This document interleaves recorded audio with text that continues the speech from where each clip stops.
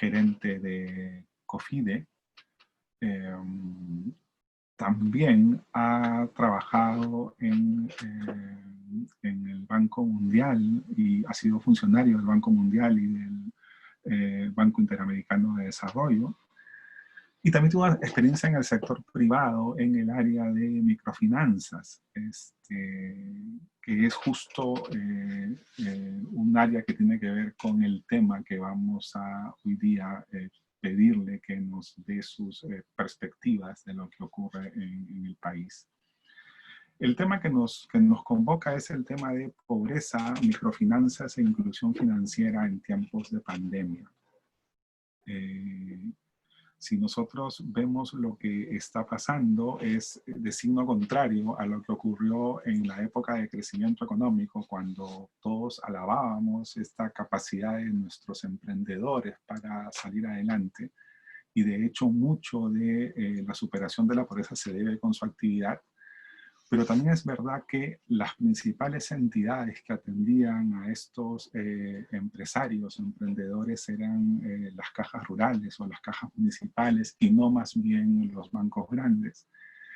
Y la limitación de ellos es la que también está haciendo ahora que los programas del gobierno, el de Reactiva Perú, por ejemplo, no ha llegado en la medida que se esperaba a estos sectores.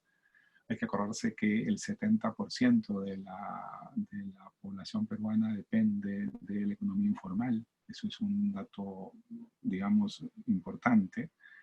Y el otro problema que ha saltado y que ya no le toca al sector de emergencia, sino le toca más bien al sector bancario grande, es el tema de la inclusión, ¿no? Está habiendo muchos problemas para que los recursos que el Estado desembolsa para la población lleguen a la población, porque nuestra infraestructura financiera tiene unos tremendos déficits, ¿no? Entonces el panorama se plantea bastante oscuro.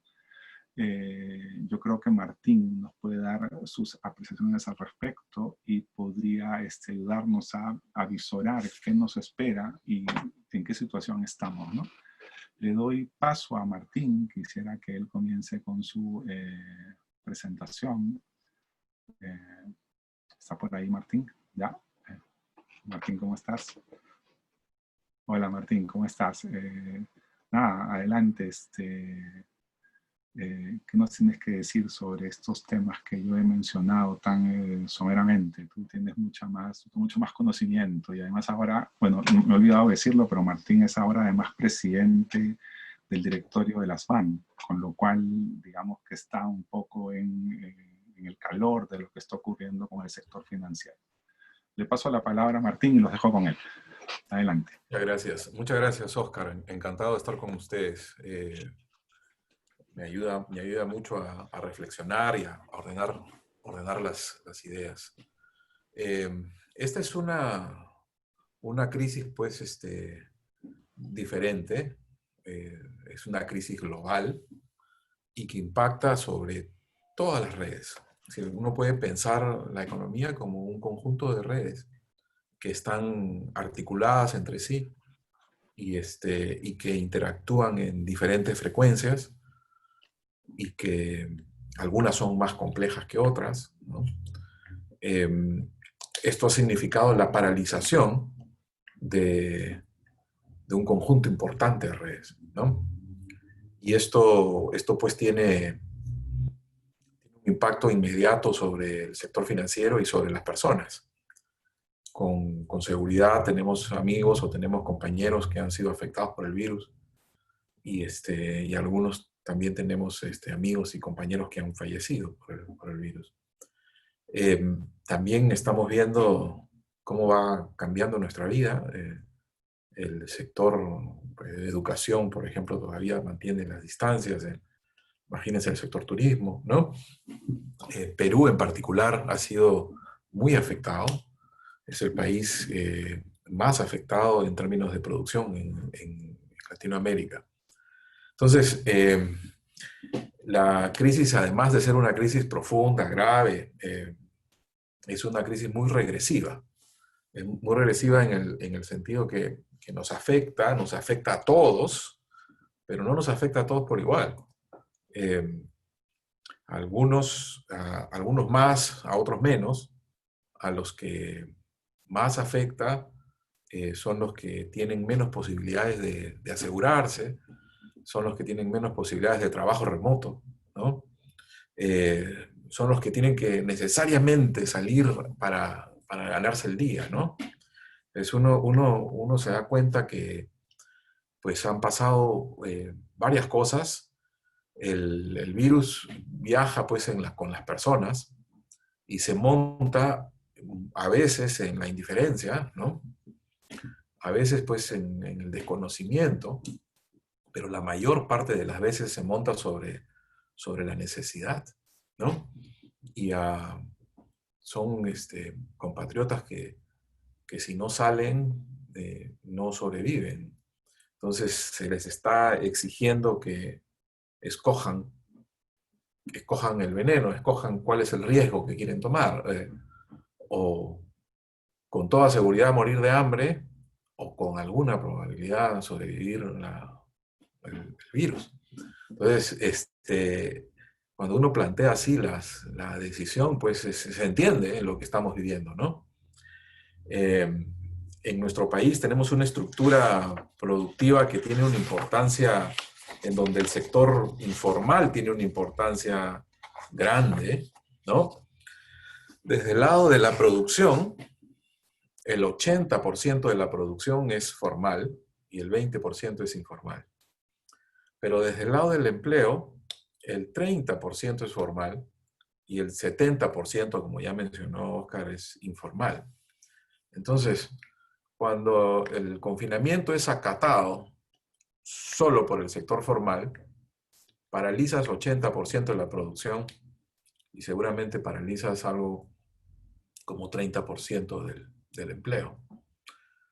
Pero como no se acata por el sector informal, tienes 70% tratando de llegar a una inmunidad de manada, saliendo permanentemente. Y eso de alguna manera explica por qué un confinamiento tan estricto termina teniendo resultados tan negativos, ¿no? Entonces, es una composición formal, informal, y y miren, el virus además es exitoso, no porque tenga voluntad, no tiene ninguna voluntad, no tiene ningún propósito. No tiene vida siquiera, uno podría argumentar eso. El virus es exitoso porque se monta funcionalmente a nuestras costumbres. Nosotros somos vamos, como personas, necesitamos estar en contacto con las demás personas. Necesitamos abrazar a nuestros seres queridos, necesitamos besar a nuestras parejas, a nuestros hijos, a nuestros padres, ¿no? Y necesitamos estar en contacto, necesitamos estar cercanos, y eso es precisamente el espacio en donde el virus progresa.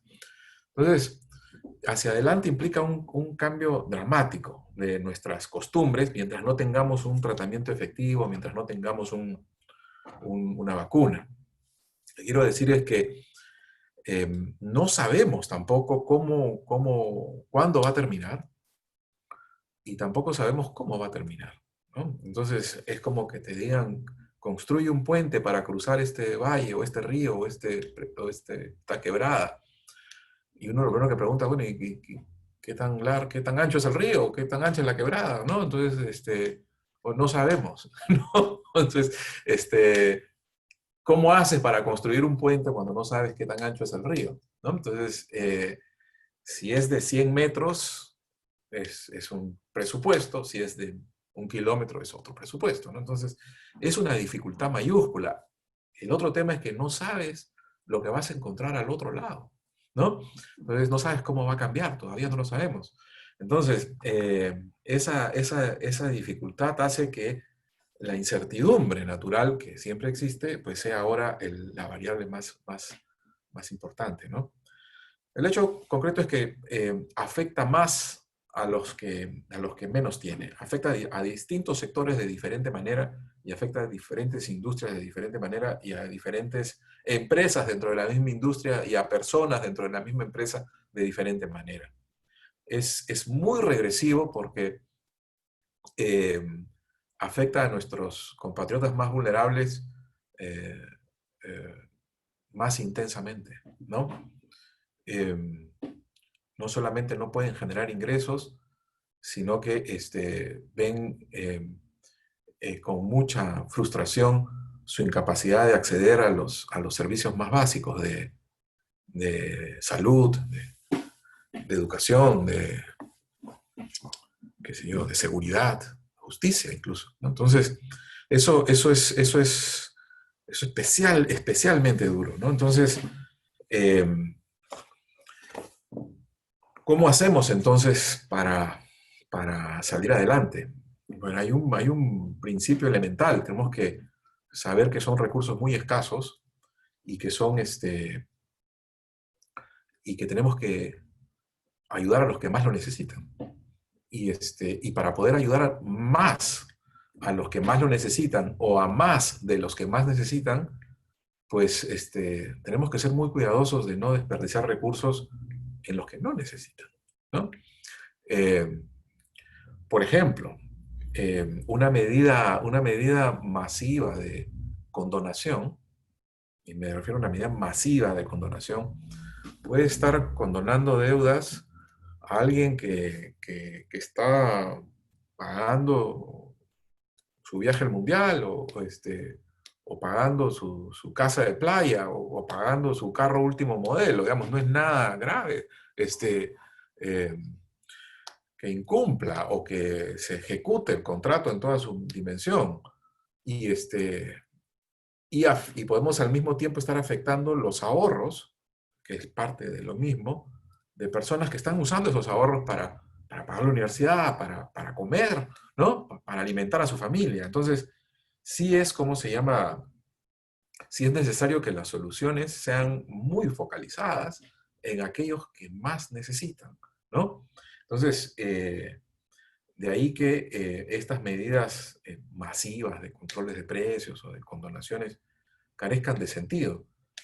Además, pues estas medidas tienen consecuencias graves en términos del ahorro, de la solvencia de las instituciones, de la cultura de la sociedad respecto de cumplimiento de sus obligaciones, etc.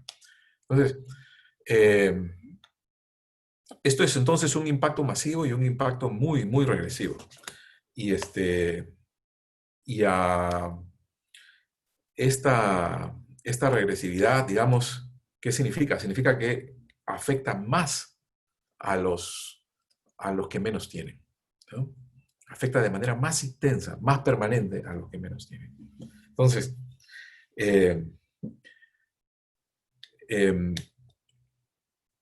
¿cómo es que deberíamos pensar la crisis?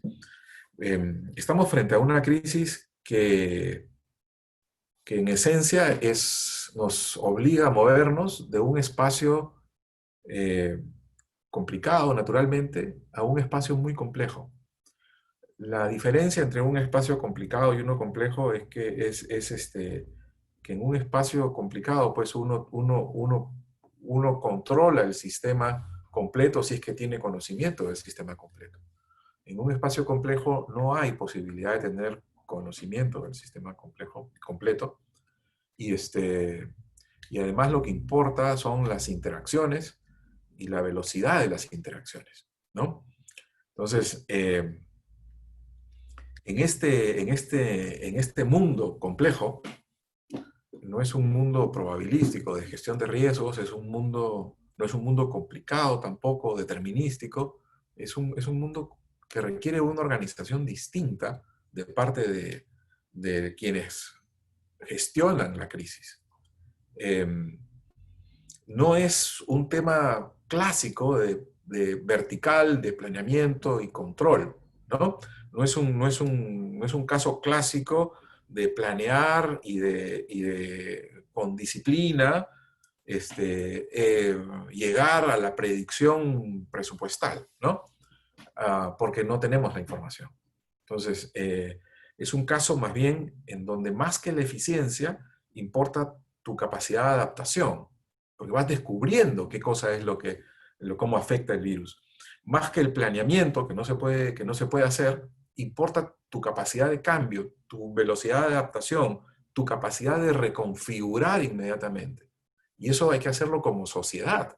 Entonces, más que predecir, importa la agilidad y tu capacidad de innovación.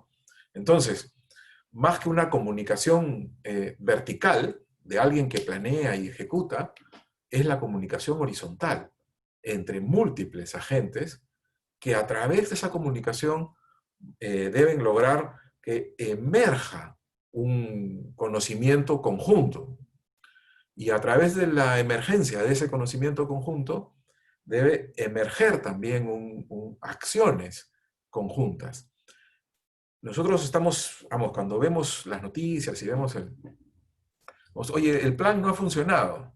Bueno, es que el plan es reconfigurar permanentemente, reconfigurar rápidamente, ajustarte rápidamente a las nuevas condiciones, ¿no? Entonces, más que, ¿cómo se llama? Pensar en sectores, por ejemplo, en reactivar por sectores, digamos, oye, el sector pesquero, el sector minero, lo que importa es la naturaleza del mercado. Y en ese mercado, si la economía se organiza por mercados, y claro, los sectores actúan en esos mercados, pero son los mercados los que determinan el nivel de contacto.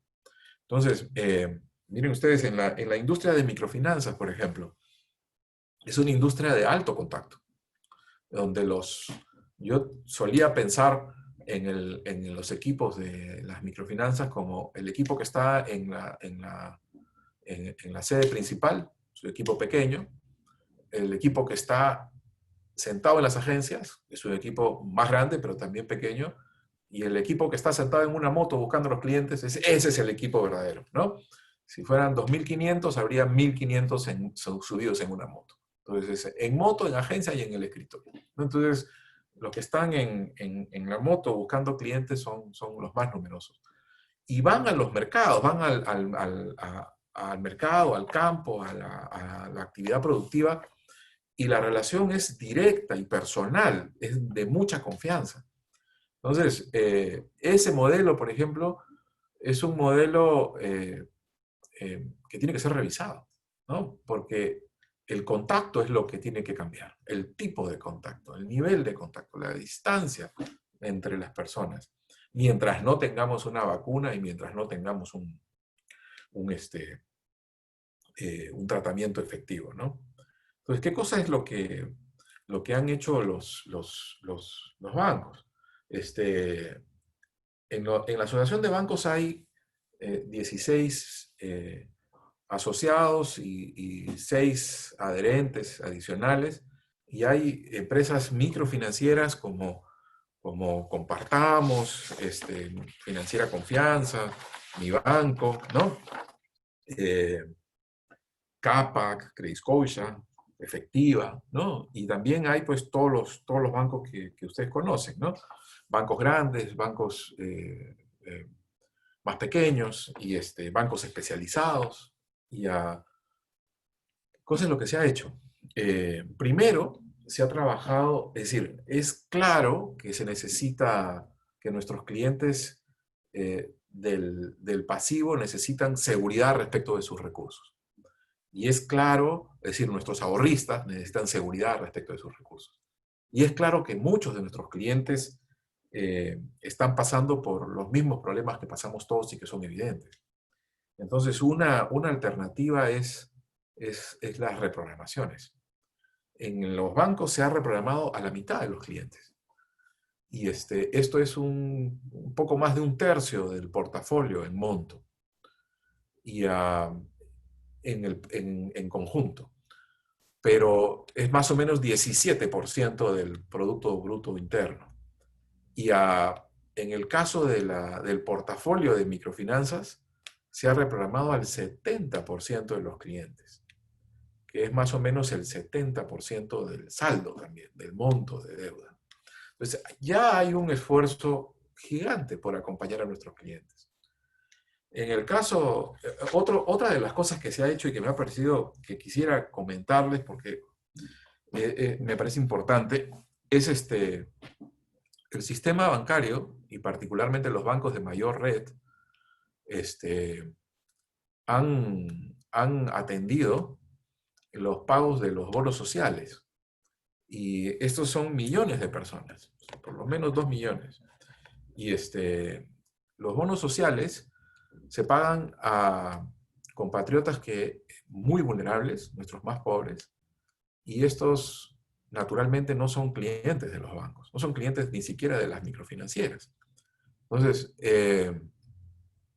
hacer este pago, pagarle a 2 millones de personas, manteniendo la distancia de 2 metros entre cada uno, si fuera una sola cola, serían 4.000 kilómetros. Para que tengan una idea, entre Tumbes y Tacna hay 2.500. Entonces, esa es la magnitud de la cola que se ha tendido si la pudiéramos poner en una sola, ¿no? Y no solamente es el bono 380, es el bono independiente, es el pago de los retiros de las AFPs, que son otro número importante. Entonces, una cosa que no se ve, ayer en el Congreso, un congresista me decía, bueno, pasa que los banqueros son muy antipáticos, ¿no? Entonces, muy insensibles. Entonces, no respondí a ese comentario porque no era vamos, necesario, pero quisiera comentarles que en el sistema trabajamos 65.000 personas. De esas 65.000 personas, más o menos 40.000 están en la red de agencias. Y son como nosotros. Tenemos padres, madres, hijos, esposas, esposos, ¿no? Y esas 40.000 personas salen cada mañana durante todos los 90 días que tenemos en confinamiento, y cuando llegan a la agencia ya hay gente esperando. En algunas ciudades la cola comienza durante el toque de queda. Y claro, atienden a gente que está muy incómoda, muy fastidiada, porque ya ha esperado 2 horas o más. Y, y claro, se exponen, porque atender a las personas es exponerse en esta nueva circunstancia. Y después de un día entero de atender a las personas, regresan a su casa, a exponer a su familia. Y, y en su casa, durante estos 90 días, han también estado obligados a mantener la distancia. Entonces, esos son los antipáticos insensibles que están poniendo el pecho por todos nosotros. Claro, no somos médicos, ni enfermeras, ni fuerzas armadas, policiales, pero hemos estado trabajando todo el tiempo atendiendo a clientes y no clientes. Y los canales digitales han operado 24/7 durante todo este periodo. Y las transferencias interbancarias, interplaza, son gratuitas cuando son diferidas y son hasta 1.000 soles o $290. Entonces, ese esfuerzo, además, se lleva a cabo con el resto de la organización trabajando de manera remota, ¿no? Entonces, trabajando cada uno desde sus casas. Esos son sus antipáticos, ¿no? Entonces, la figura de reactiva, por ejemplo. Reactiva, déjenme explicarles, es un programa macroeconómico, ¿okay? Es un programa que lo que busca es que el dinero llegue a la economía. Cuando ustedes ven que llega alimento a su mesa, en la dirección contraria, exactamente, se ha movido el dinero, ¿no? Entonces, si usted ve un camión en la carretera transportando papas desde Arequipa o cebollas desde Arequipa, imagínese exactamente en la dirección contraria fluyendo el efectivo. Entonces, el objetivo del programa es un objetivo macro de que llegue el dinero a las familias, para que llegue alimento a las mesas de las familias. Y los canales son de dos tipos. Hay canales mayoristas y canales minoristas. Los bancos y la gran empresa son canales mayoristas y las pequeñas empresas son canales minoristas, ¿no? Entonces, este concepto de hacer llegar el dinero a la economía para poder mantener a las familias en actividad y además que puedan acceder a alimentarse y a mantener su actividad, se logra más eficientemente mientras más eficientes son los canales. Esto digamos, en los 70s, Friedman argumentaba que en estos casos debería uno ser capaz de distribuir el dinero en helicóptero. Y claro, el concepto de helicopter money es un concepto que quedó ahí, anecdótico, porque no es posible pues tirar ese, no es eficiente, ¿no? Pero si se pudiera y fuera eficiente, debería hacerse así. Entonces, cuando uno dice, oye, entre la gran empresa y no ha llegado a la pequeña empresa, es que la gran empresa es un canal de llegar a sus proveedores, de llegar a sus trabajadores, de llegar a sus clientes, de poder atender a sus clientes. Es decir, el dinero finalmente llega a las familias que tienen que poner comida en su mesa. Entonces, la crítica de la distribución además tiene un componente extraño. Yo he hecho un cálculo, ¿ya? Déjeme ver si lo tengo por aquí a la vista. Es bien sencillo. Miren, el crédito promedio de aquellas empresas que tienen garantía 98% es 14.600 soles. Y ese crédito promedio refleja un mes de ventas de una MIPE que accede a Reactiva, ¿ok? De manera que es una MIPE formal. El 99% de las empresas en el Perú son MIPES, pero el 90% son informales. Esto se refiere al 9% de restante, ¿no? Que no son las más chicas. Esas que no son las más chicas, un estimado de ventas es 14.600 soles de ventas al mes. ¿Ok? Ojo que estas no son las más chicas, ¿ok? Una empresa grande que yo conozco porque he estado en el directorio, como una SEM, vende al mes 165 millones de soles. Ok, 14.600, 165 millones de soles. Ok, es decir, una SEM vende, que tampoco es la más grande, versus las MIPES de Reactiva, que tampoco son las más chicas, vende 11.300 veces lo que vende una MIPE. ¿Eh? Es decir, para que quede más claro, si las MIPES fueran una persona de 1,70 m, una SEM sería una persona de 19 kilómetros. La proporción es, no es lineal, ¿no? El tejido empresarial peruano sigue una ley potencial también, como en todas las redes. O alternativamente, si volteamos el argumento, si una SEM fuera una persona de 1,70 m, las MIPES serían personitas que medirían la sexta parte de 1 milímetro. Ok. Ahora, imagínense que quieren hacerle llegar recursos a este conjunto empresarial. Imagínense que lo que quieren hacerle es un terno a cada uno, ¿no? Y que el dinero es la tela que tienen que usar. ¿Cuánta tela necesitan para las MIPES? ¿Y cuánta tela necesitan para uno grande? ¿No? Entonces, son 19 kilómetros contra 1,70 o 1,70 contra 1/6 de 1 milímetro.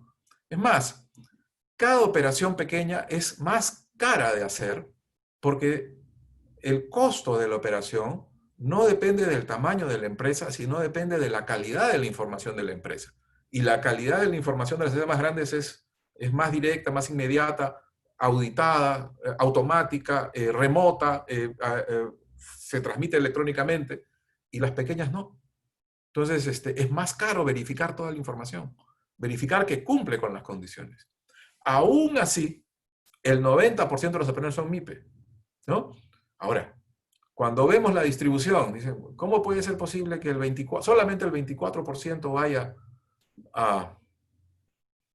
de los recursos vaya a la MIPE? Bueno, porque son chiquitas, ¿no?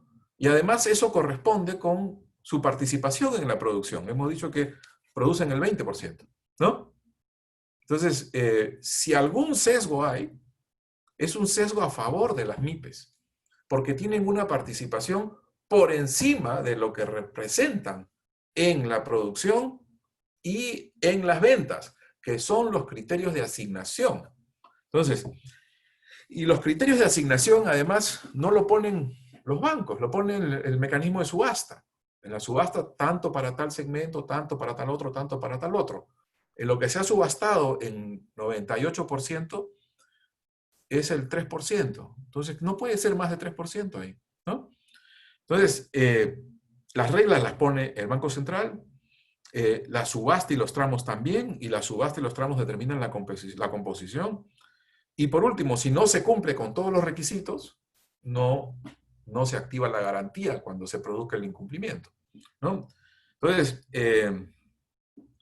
cuando leo las cosas en las críticas, digamos, por la composición, no son válidas porque la composición del tejido empresarial peruano es como en todo el mundo.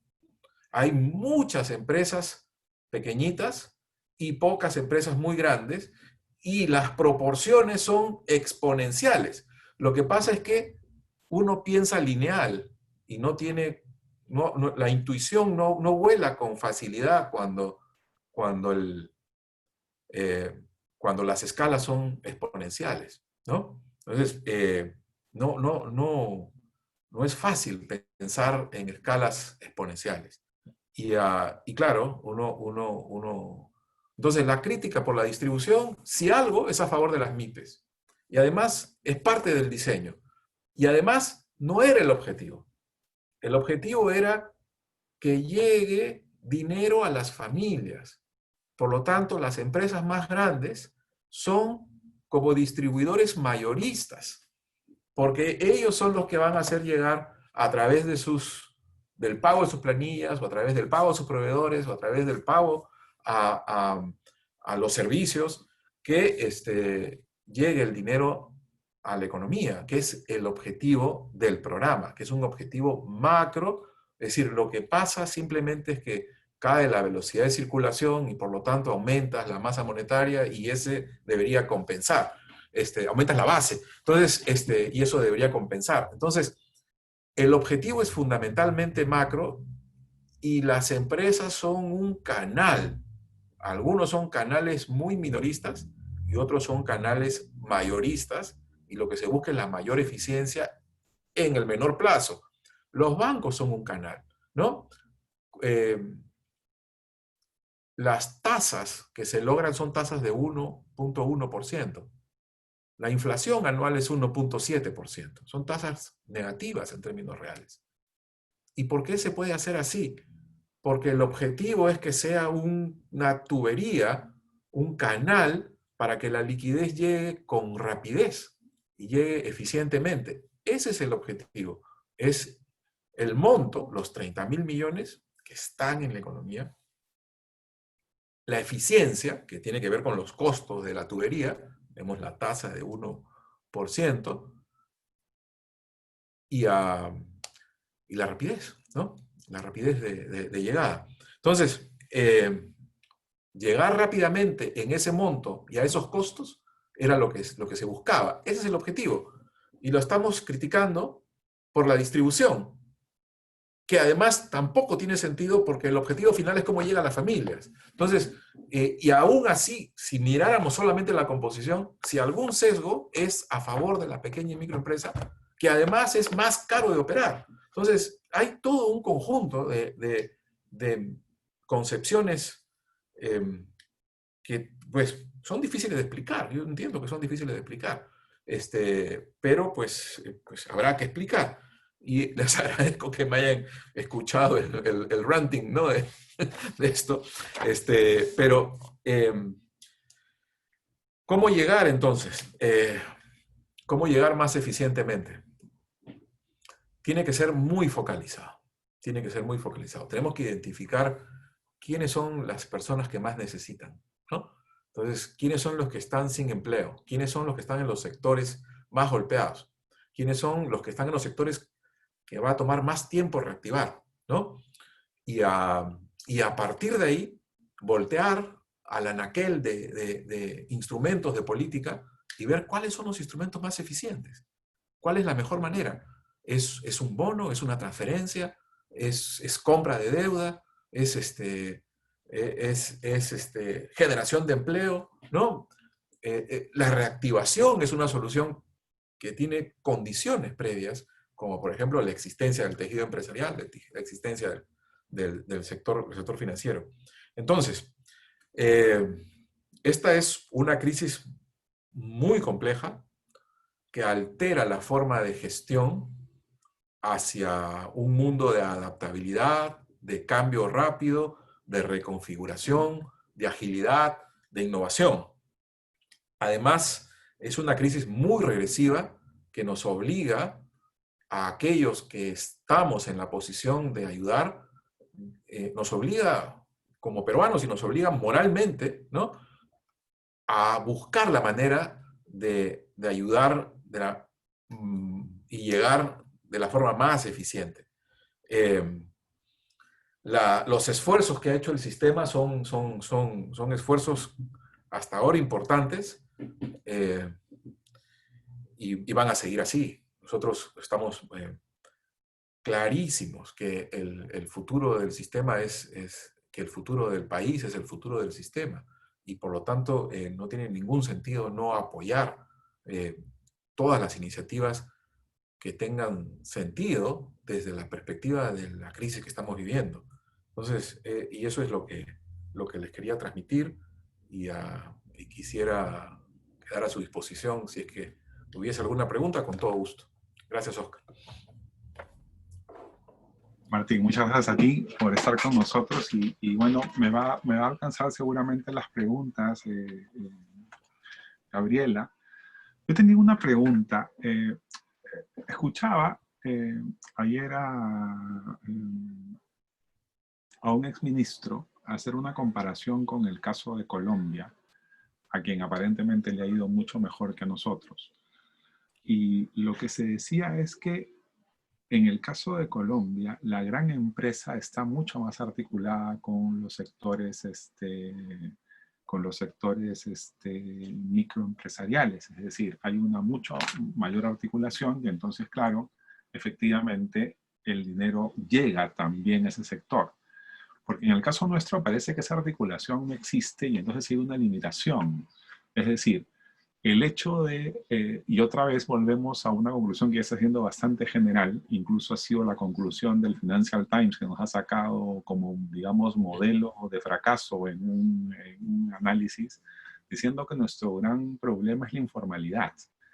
Y la pregunta que quisiera hacerte es, ¿cuánto nos falta avanzar en el hecho de tener, digamos, por ejemplo, estándares de información generales, y eso tiene que ver con el hecho de que haya, por ejemplo, inclusión de la población, que la población acceda a los servicios bancarios, que exista información digital de todos los peruanos? Yo creo que también el problema va por ahí, infraestructura financiera. ¿Cómo estamos en ese tema? Sí, mira, yo he tenido la oportunidad de trabajar para un banco colombiano y lo representaba acá en Perú, y pues viajaba pues una vez al mes a los directorios y estas cosas, y también en una organización que operaba en Perú, en Colombia, y nos vivíamos comparando todo el tiempo, ¿no? Entonces, trabajaba en Perú, Colombia, Dominicana, Argentina, Chile, Panamá, Puerto Rico, ¿no?, haciendo microfinanzas en los diferentes países. Entonces, a mí desde el Banco Mundial, además, cubría Colombia, ¿no? Y, y es un país hermoso, un país que tiene características muchas parecidas a las de Perú, pero también tiene diferencias importantes, ¿no? Una, una diferencia importante, digamos, que resulta evidente, digamos, es la calidad del servicio público, la calidad de los servidores públicos, ¿no? Entonces, hay un grupo de funcionarios del sector público de altísimo nivel, ¿no? En Perú también. En Perú también tenemos islas de excelencia, ¿no? Pero no es tan fácil de generalizar en todos los sectores, ¿no? Entonces, esa es una primera diferencia. La siguiente diferencia es los polos de desarrollo son múltiples, ¿no? Entonces tienes ciudades importantes fuera de la capital, ¿no?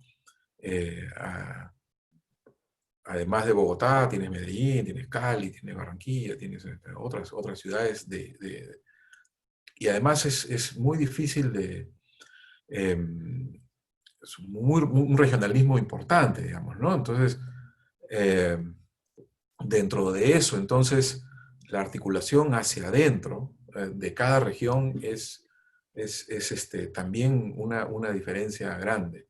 En otras palabras, hay una diferencia en el sistema educativo que se refleja en la calidad del servicio civil y hay una diferencia en la potencia de las regiones eh, que también se refleja pues en, en una economía más descentralizada, ¿no? Entonces, Eso es un- ¿no? Entonces en Perú el centralismo va de la mano de la informalidad también, ¿no?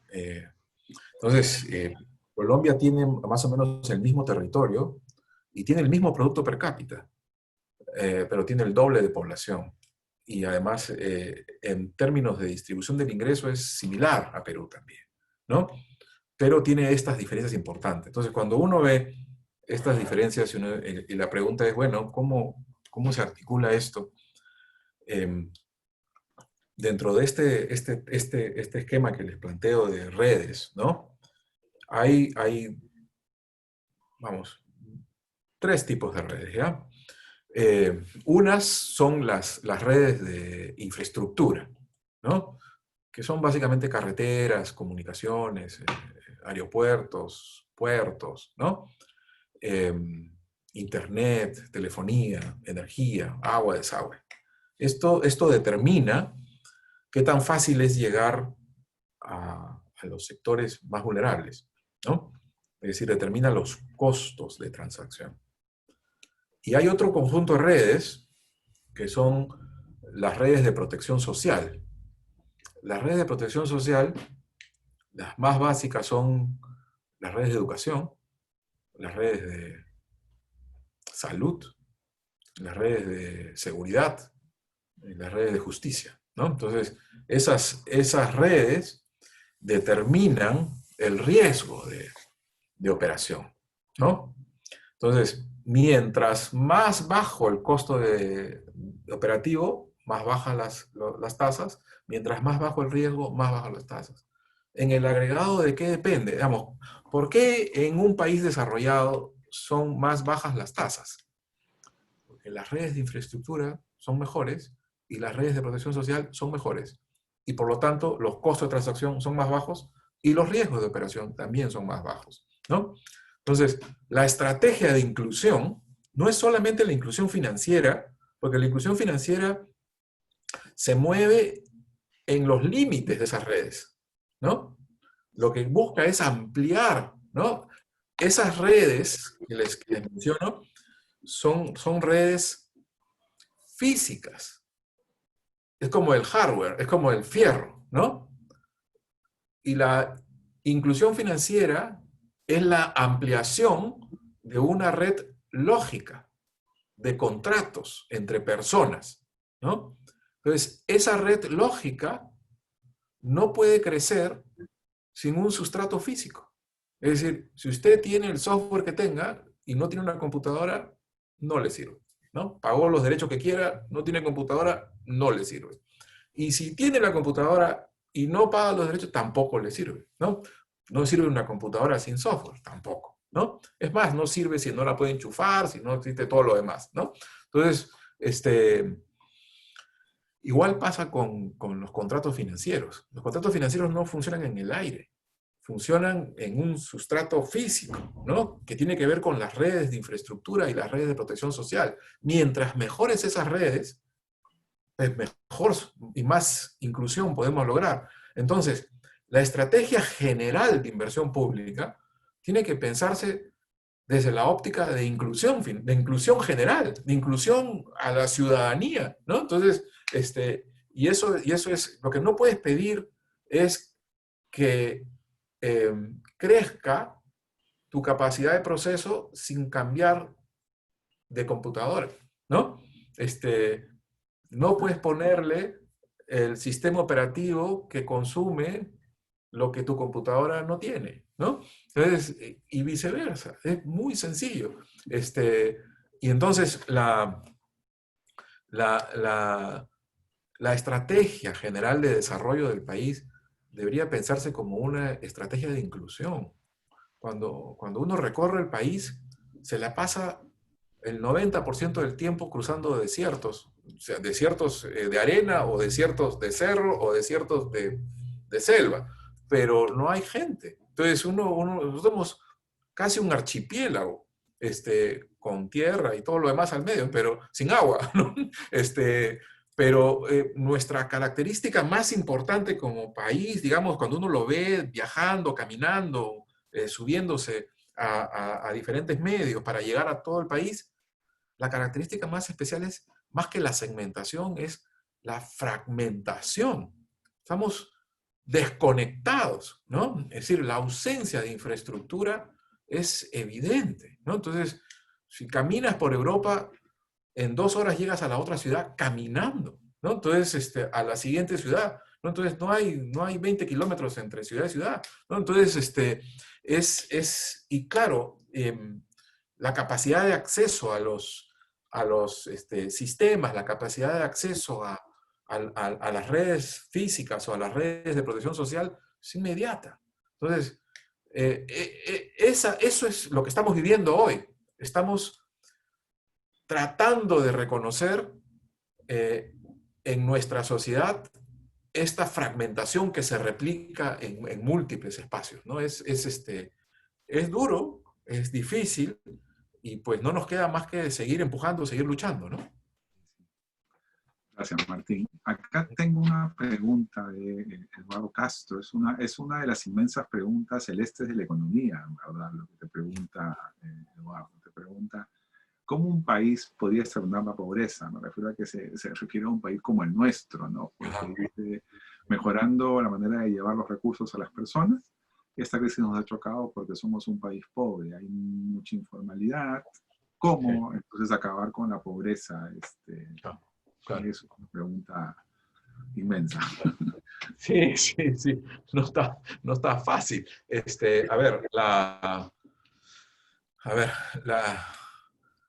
Bueno,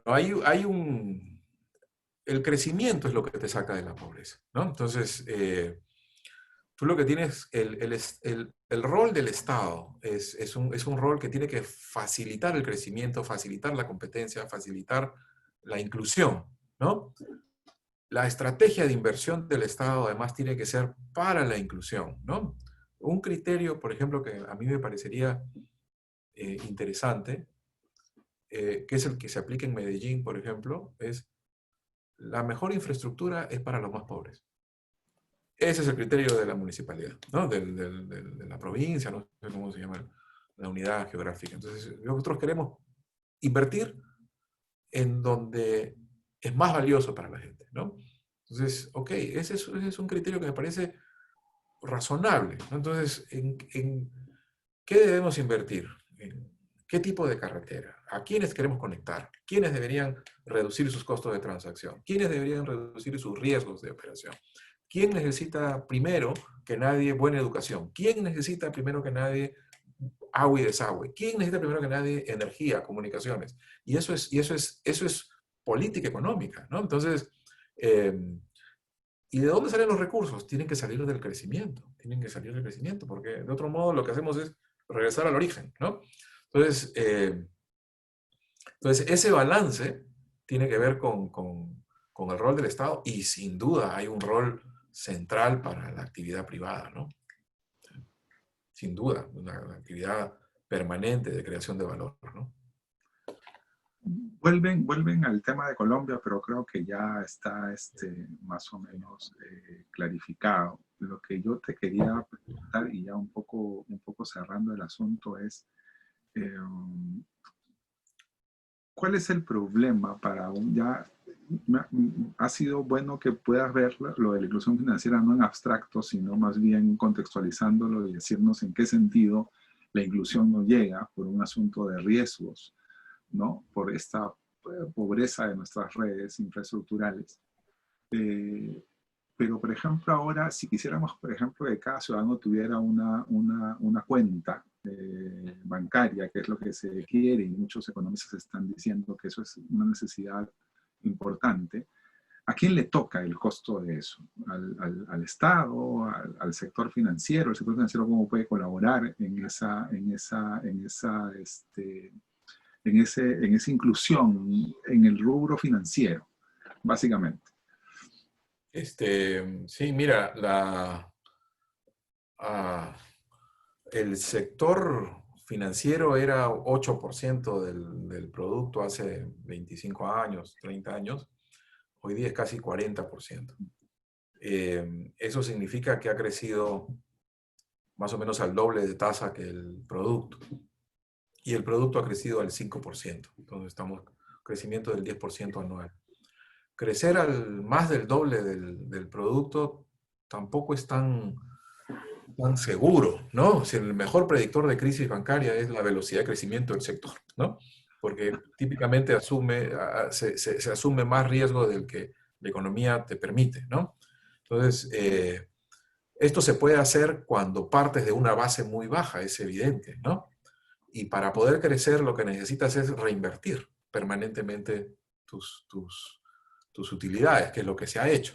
Entonces, se reinvierte para poder seguir creciendo, y para poder crecer al doble de tasa que el producto, que ya crece al 5%, pues requiere reinvertir mucho, ¿no? Entonces, casi todo.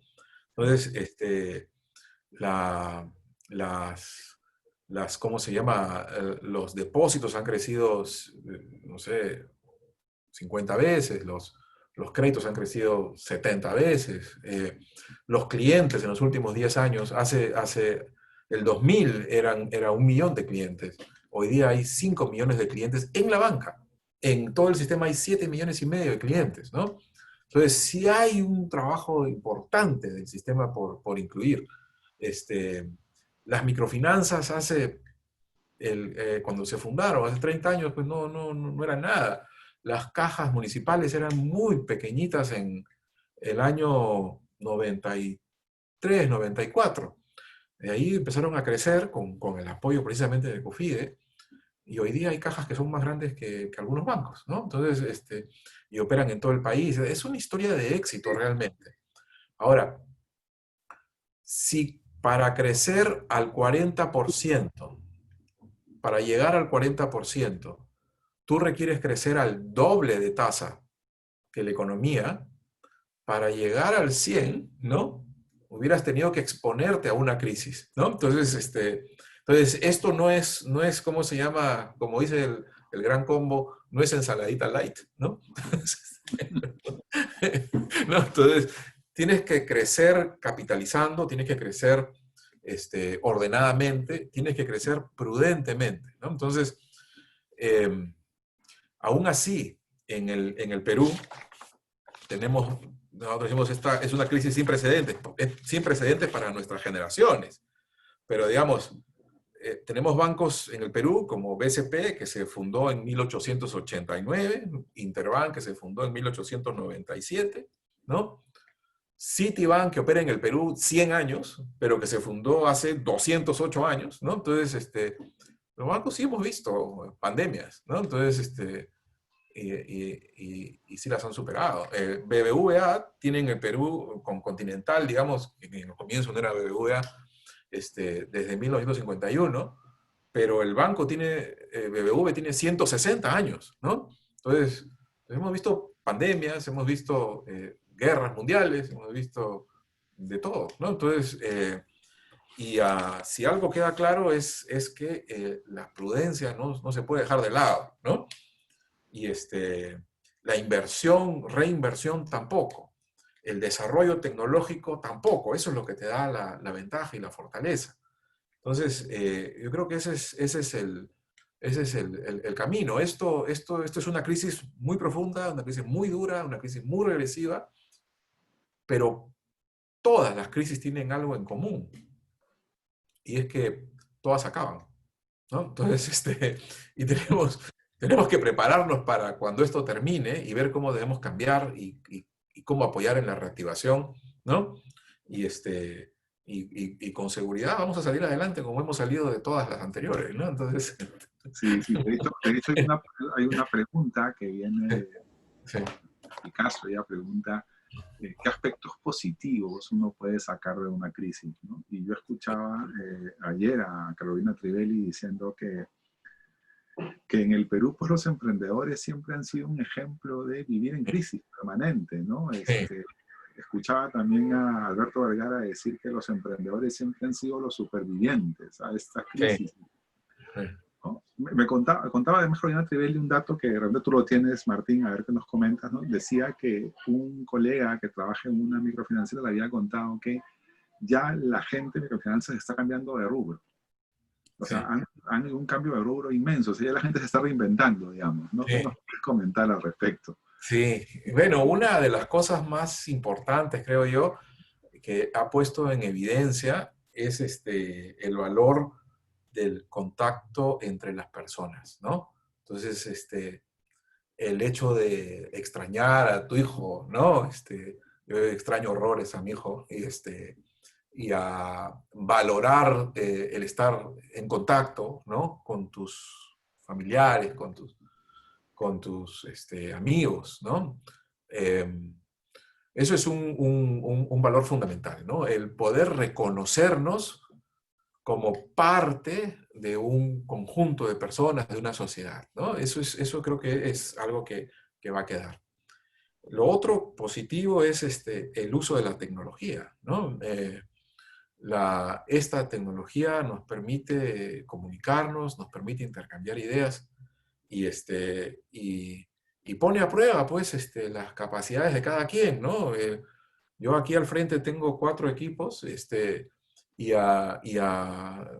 y claro, me ha pasado que uno no funciona en medio de una exposición, cambio al otro, ¿no? Y mis hijos que están acá conmigo me ayudan cuando ya pues me atraco, ¿no? Pero el uso de la tecnología, que además también nos permite estar en contacto cercano, ¿no?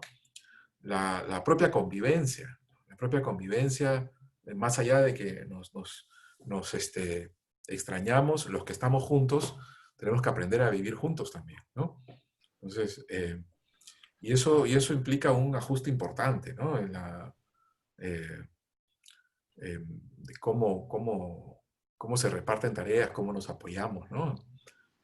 A mí me apoyan mucho, la verdad que soy una carga acá en la casa, pero trato, trato de no ser tanta carga, ¿no? Pero,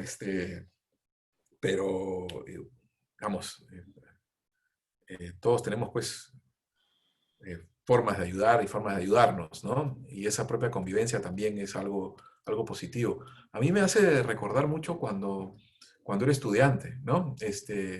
Cuando era estudiante en Filadelfia, vivía con mi hijo de 3 años y mi esposa, y, y éramos todos los que teníamos en todo momento, ¿no? Entonces, era el mundo entero, éramos los 3, ¿no? Entonces, ahora somos más, pero era todo tu referente, ¿no? Y esto esa convivencia, ¿no? A largo plazo, además trabajamos en el mismo piso, en la misma universidad, ¿no? Entonces, esta convivencia es especialmente valiosa y claro, pone a prueba también la relación, ¿no? Entonces, entonces saca de uno la tolerancia, ¿no? Y, en mi caso, pues, saca de mi familia toda la tolerancia posible, ¿no? Yo soy una carga realmente. Y, a, y, a, y bueno, creo que la conciencia de que estamos todos juntos en esto es uno de los valores más fundamentales de la crisis, ¿no? Martín, y ya para terminar, esta es la última pregunta. Están preguntando por la tecnología. Y sí hay un déficit, ¿no? Tecnológico, digamos, pero es un déficit de brecha en realidad, ¿no? Es cuántas personas acceden a, por ejemplo, los equipos informáticos y Sí, cuántas los usan o cuántos usan tecnología electrónica para sus transacciones financieras. Ahí sí, tenemos un déficit, pero no es un déficit bancario, es un déficit, como tú decías, de la red. ¿Qué nos sí, puedes comentar al respecto? sí. Claro, Sí, existen las transacciones electrónicas, existe el software, existe, pero si no tienes el fierro, no claro. puedes usarlo, ¿no? Entonces, sí, ahí lo que hemos visto es que se ha movido el eje de transacciones desde las operaciones de tarjeta de crédito a las transferencias electrónicas, ¿no? El incremento en transferencias electrónicas es muy significativo y al mismo tiempo se ha dejado de lado el uso de tarjeta de crédito, ¿no? Ha caído el consumo de tarjeta de crédito y se ha incrementado el uso de transferencias interbancarias. Eso quiere decir que cuando la gente sale más, utiliza más la tarjeta de crédito. Sí, sí, sí, sí. Claro. Y mientras está en su casa hace las transferencias, pues, ¿no? Exactamente. Claro. Y sí, y claro, ese es para el sector bancarizado, ¿no? Y lo que hace falta Pero es, lo que hace nuestro falta problema es el sector que no tiene acceso todavía, ¿no? sí, ese es el problema, ¿no? Y el efectivo, no sé hasta qué punto puede ser un vector también de transmisión, ¿no? Sí. Entonces, quizás eso sea otro de los productos importantes, ¿no? De la crisis, es que se ha puesto muy en evidencia el valor de la inclusión, ¿no? Sí. O sea, Y me contaban un caso que era el caso de que tenían que llevar algunos bonos ya en camiones de Prosegur hasta las sí, localidades lejanas para pagar en efectivo a sí, los beneficiarios, porque no había otra forma, ¿no? Entonces, sí, no, sí evidencia evidentemente que tenemos un problema de infraestructura, ¿no? sí. Y también se ha puesto en evidencia muchos de los costos de la informalidad, ¿no? Sí. Entonces, sí, Martín, yo te agradezco mucho, en verdad, estar con nosotros el día de hoy. Creo que ha sido súper ilustrativo respecto de varios puntos que están ahorita en la escena mm, pública discutiéndose. Te agradezco mucho, en verdad, tu participación. Muchas gracias por estar acá. encantado, encantado. Muchas gracias a todos. Encantado de estar con ustedes. Sí, sí, sí, muchas gracias. Muchas gracias a todos, también a todos los que nos han acompañado. Muchas gracias por estar aquí. Sí. Un Nos gusto. vemos. Nos vemos. Chao, chao, Martín. Chao, Estamos en contacto. chao. Chao, cuídate.